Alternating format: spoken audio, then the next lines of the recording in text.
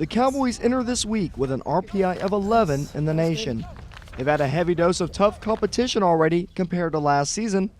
The Cowboys opened up this season at Arizona State and took 1 out of 3. They also played the 2014 Pac-12 champs Oregon State in the Big 12 Pac-12 Challenge in Mesa, Arizona. The Cowboys' strength of schedule this year is ranked 14th compared to finishing 45th last season. Coach Josh Holliday says it's the toughest schedule the program has had in many years. Making a tough schedule is not an exact science. They are made usually a year or two in advance, and teams hope by then their opponents are contenders.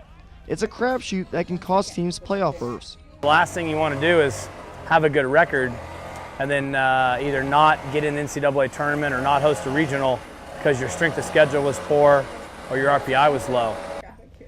With the schedule as tough as OSU's, you think the players would be more concerned about it and have more thoughts about the schedule.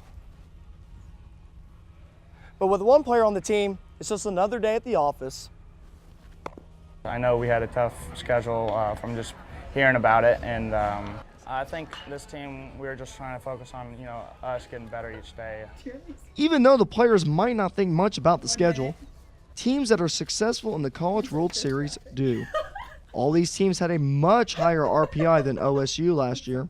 Texas finished the season with the second toughest schedule, along with Vanderbilt ranking 3rd. I think RPI really matters. It appears as if it's one of the main criteria used to judge teams, reward teams, and ultimately put you in a stronger position in the postseason. For Holliday, it's not what the team record says from the naked eye. He doesn't want to focus on wins or losses. He says he'd rather challenge his team and play for the moment than the overall record. If you go on the road and lose a close game in a sporting event, there's probably more good that comes of that than if you stayed home and pounded on a weaker opponent. I'm not really sure what you get from that. So I think you have to look at it from the growth of your team. The Cowboys were tested earlier in the season, but have bounced back. They started the season 1-3, but now are 19-9. For the Polk Report, I'm Mason Doherty.